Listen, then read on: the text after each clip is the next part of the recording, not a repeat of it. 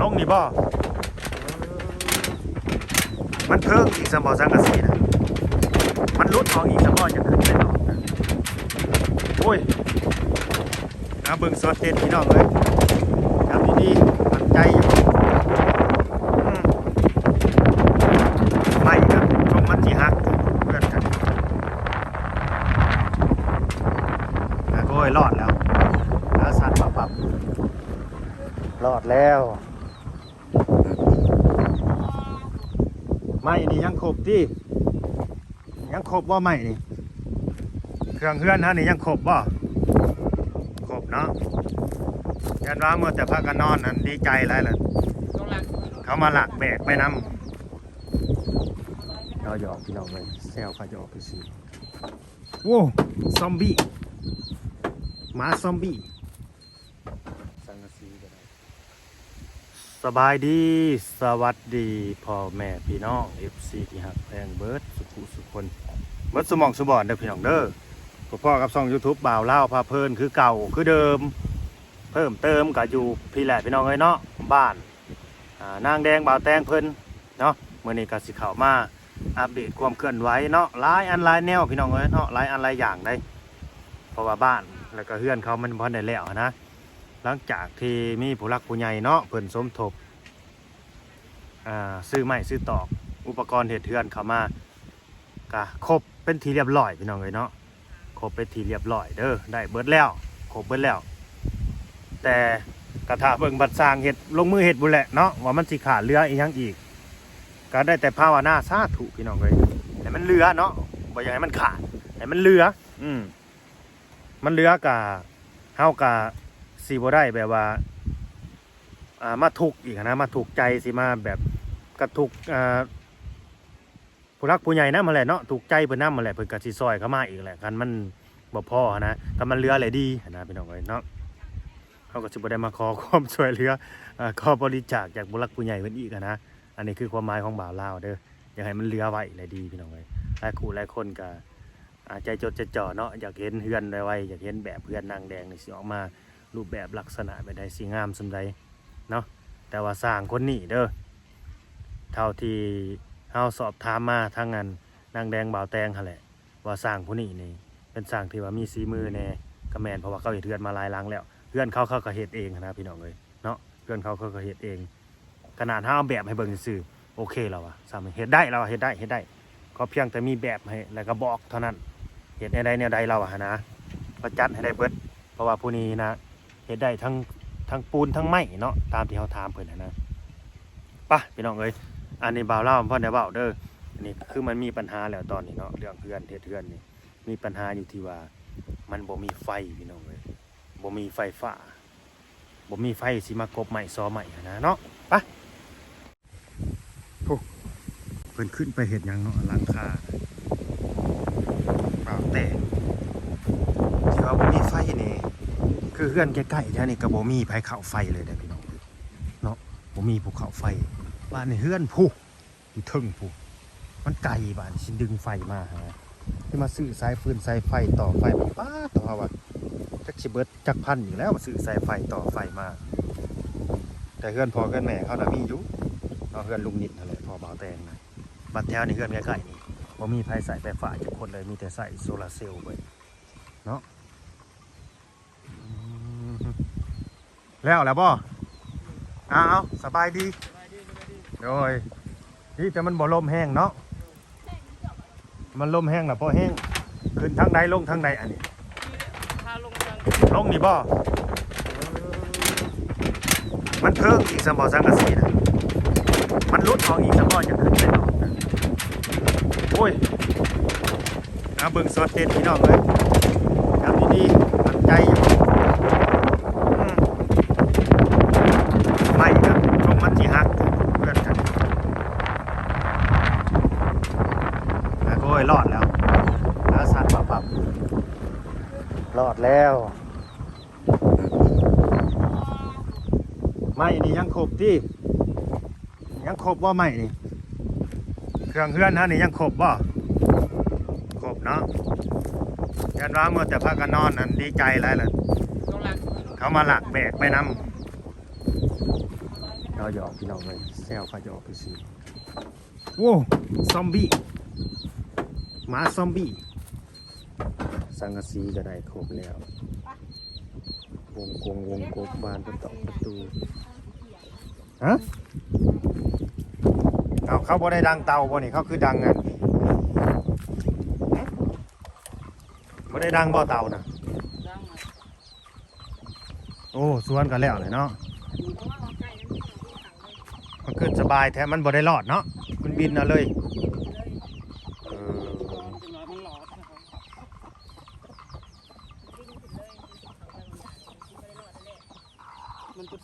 หมูน่ะเข้าบ่ได้เนาะอันนี้เนาะหมูน่ะเข้าบ่ได้หมูน่ะเอ้ามือนี่คือใส่เสื้อแขนสั้นฮะเอ้าสบายดีบ่ได้หนาวร้อนแล้ว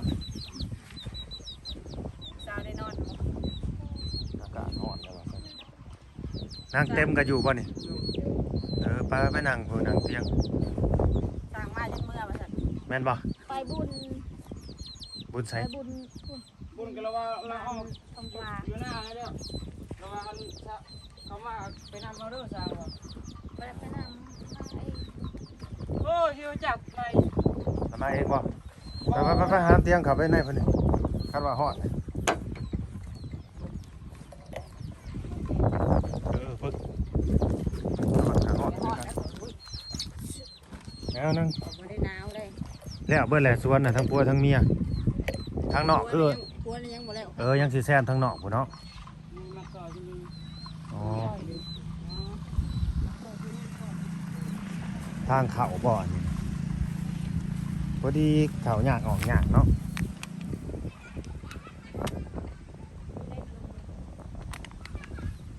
ตัวน่ะยังสิได้เสียออกอีกได้หะเนาะ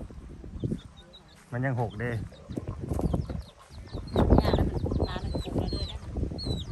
มันเป็นยังของรังคานะมันสังกะสีเพิ่งออกอีกสักบ่ใช่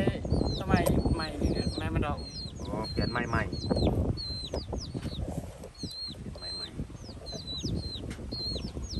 บ่ได้หนาวสิมื้อนี้บ่ได้หนาว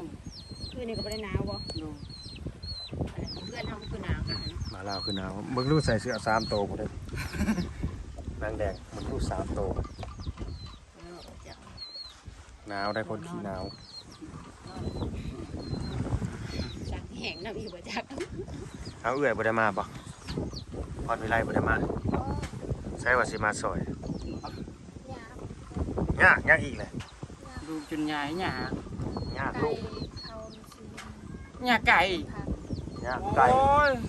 กไก่เขาไก่บัดไก่ก็บ่แม่นไก่เจ้าของอีกเนาะไก่ชาวบ้านอีกว่าเข้าสวนผักแล้วยางก็เลยยากลูกยาก็กินเลยตัวไม่ได้กินซ้ำพักนะบอสโนทั้งผักทั้งมะเขือผัก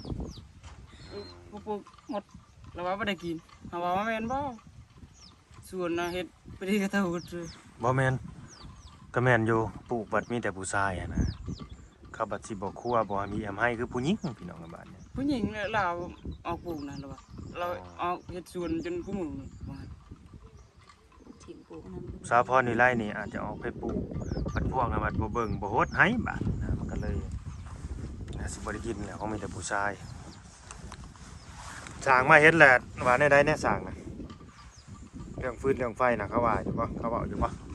ถามเขาแล้วถามแล้วเราว่าในใดเราสิแก้ไขปัญหานี่แนวใดจักดิถามเราว่าถามเขามาก่อนเฮาแบบนั้นจังว่ากันใหม่ดีแล้วมันบ่มีฟืนมีไฟเด้สิกบใหม่เพราะว่าเห็นหายเวลาเขาใส่อันอย่างของกระดาษตัดใส่ไฟใส่อันนี้กันว่าใส่ไฟจะก็ใส่เลื่อยมือเอาก็ได้เนาะแบบจากตัดใหม่นะตัดส่วนหมอกส่วนใหม่นะแต่ถ้าว่าใส่ไฟมันก็ไว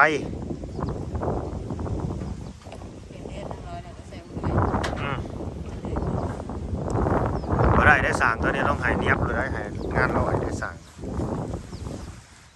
ให้มันสมสีมือแล้วได้เพราะว่าเราเห็นมาหลายแล้วเห็น เทือนมาหลายหลังแน่นี่นะ ได้แล้วเลย อืมเพื่อนปูนเราก็เป็นบ่ โดน โอ้ปูนก็เป็นใหม่ก็เป็น อย่างนั้นวัด เราอยู่สวรรค์มึงเดือน อืมงานนอกแล้วก็ออกเหตุอีกเนาะ โดนมันภาษาได้หมด สมอและสังคนสูง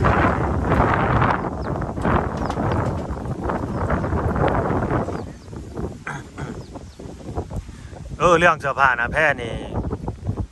ที่ผู้ใหญ่ซื้อให้นะให้พากันใส่เด้อพากันใส่ได้จะน้อยเพิ่นสิว่า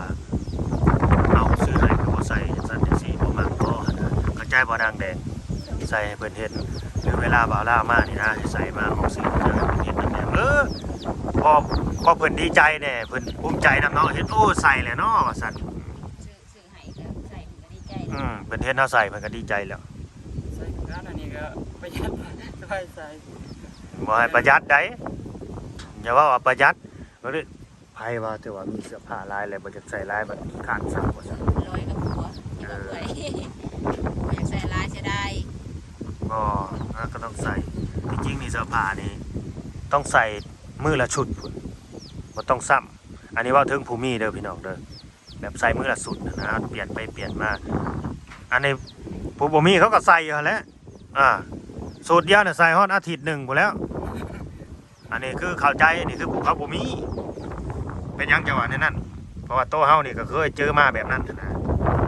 โตปลาลาวนี่ก็เคยผ่านมาแล้วในจุดนั้นเสื้อผ้านี่ใส่อยู่เป็นอาทิตย์2อาทิตย์พอเฮาบ่มีได้ซะจนผู้ใด เวลาน้ำก็ซักแห้งกันตู้ สร้างแห้งจนมันแข็งพี่น้องเอ้ยบางทีก็ดีสุกกับเสือ ไปแล้วก็มันขึ้นมามันเองแล้วก็ไปต่อ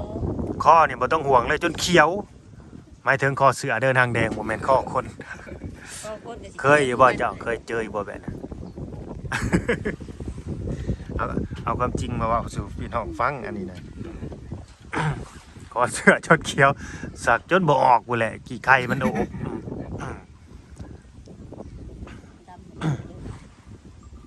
แต่ว่าเสือกันหนาวนี่บ่ทันมีเนาะมันบ่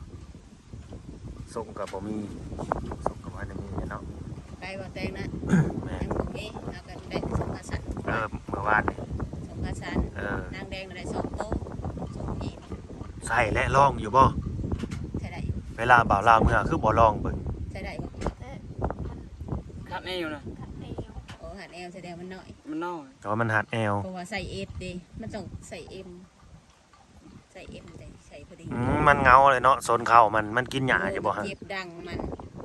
กินอยู่บ่ 2 มื้อกูแล้ว อ๋อกินอยู่เนาะ 2 มื้อกูแล้ว จะน้อยสิให้เพิ่นเปลี่ยนเสื้อผ้าใหม่ให้เบิ่ง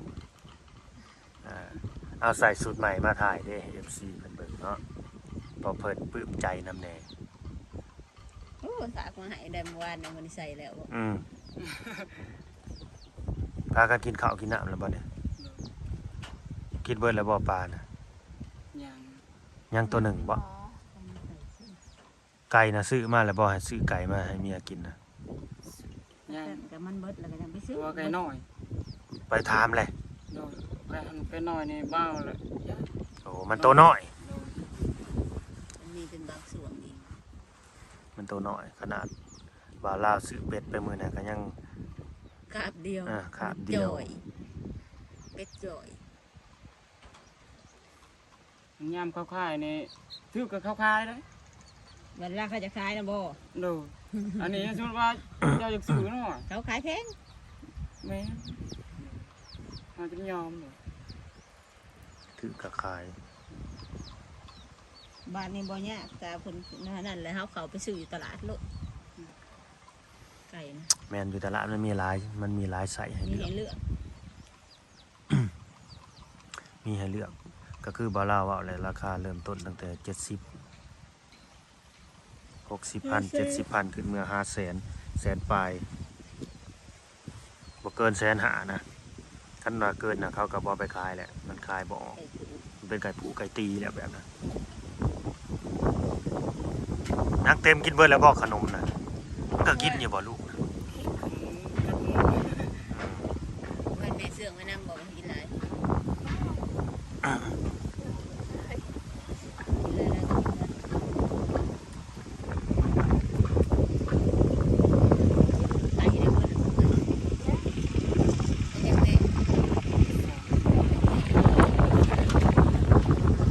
เอฟซีว่าย่านกินบ่ทันบ่อย่ามันบูดอย่ามันเน่าก่อนว่าซั่นอย่ากินบ่ทัน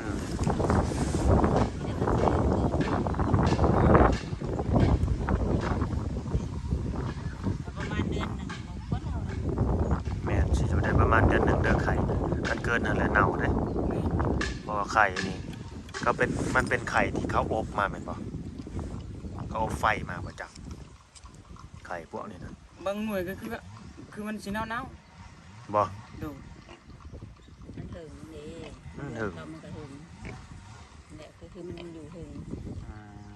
ตอนในเงินถึงเอาตู้เย็นมาเก็บไปกินถึงกระตุก จับซื้อกระเตกนะมันบางไข่นะบางหน่วยเพราะว่าไข่ตัวนี้เป็นอย่างก็คือติดมัน ได้ยินเสียงแง่ๆแหละนอนแล้วบ่แต่มื้อนี้นอนแล้วบ่ตอนนี้ก็นอนอยู่บ่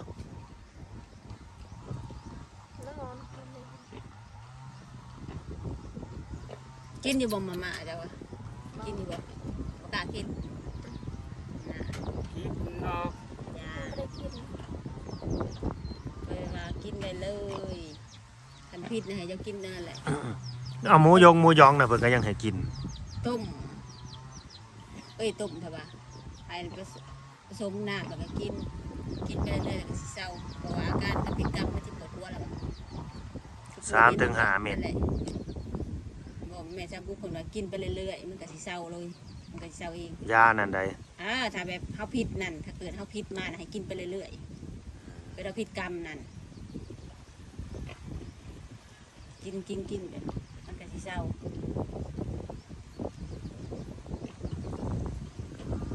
ขอนะกุ้ย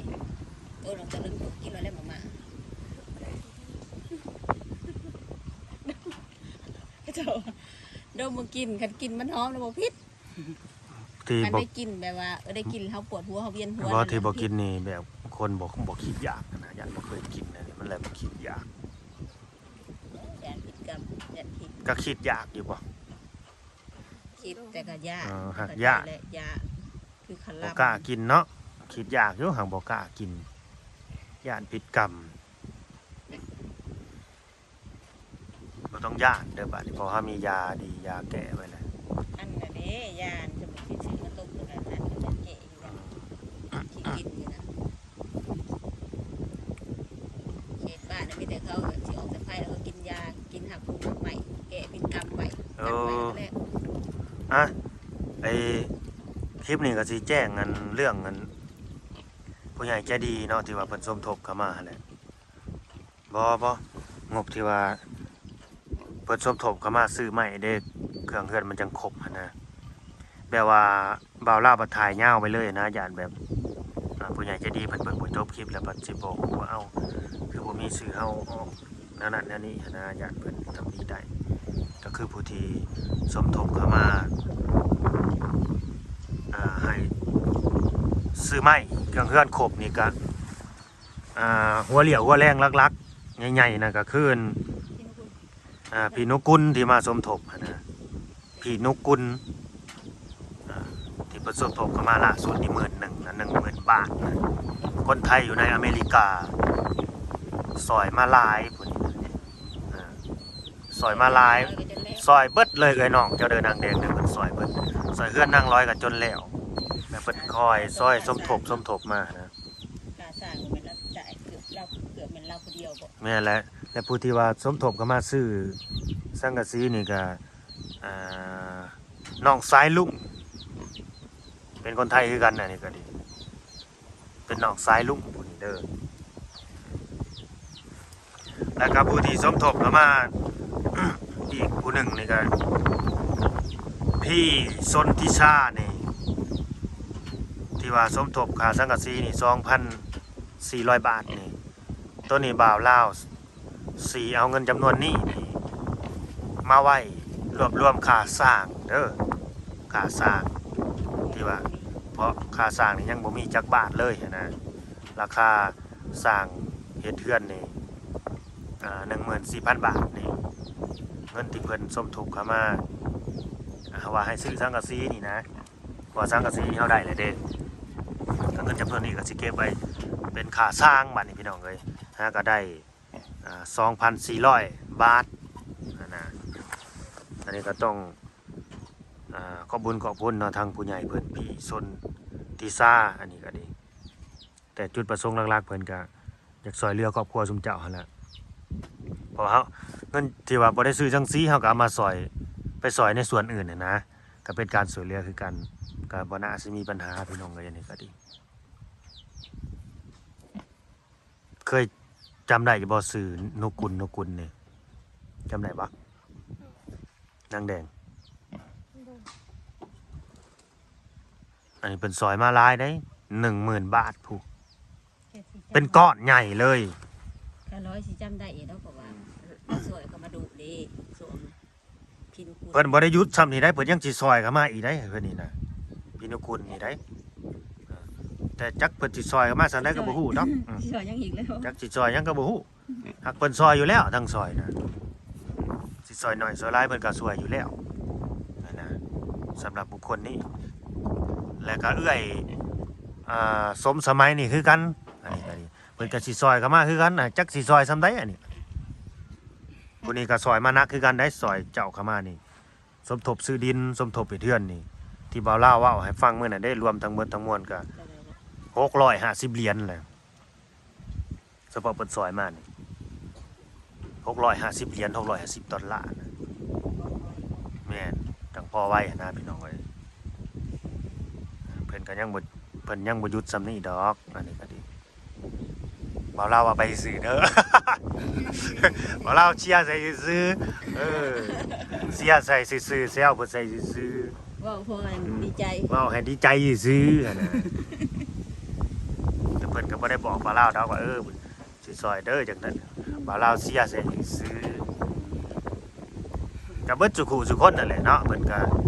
ต้องซอยแบบว่าจนแล้วจนทั่วพุ่นแหละผู้ใหญ่ใจดีนะคนที่ว่ามักสมเจ้าซื่นสอบสมเจ้าว่าเมียบ่ปากบ่เว้าหน่อยน่ะคือดีที่สุดแล้วเด้อบ่ต้องเว้าหลายเว้าหน่อยๆมันก็ฮักกับแพงเฮา เวลาบอกยังทำยังทำแบบนี้คือเพิ่น บอกยังเฮ็ดยังแนะนำยังก็ให้เฮ็ด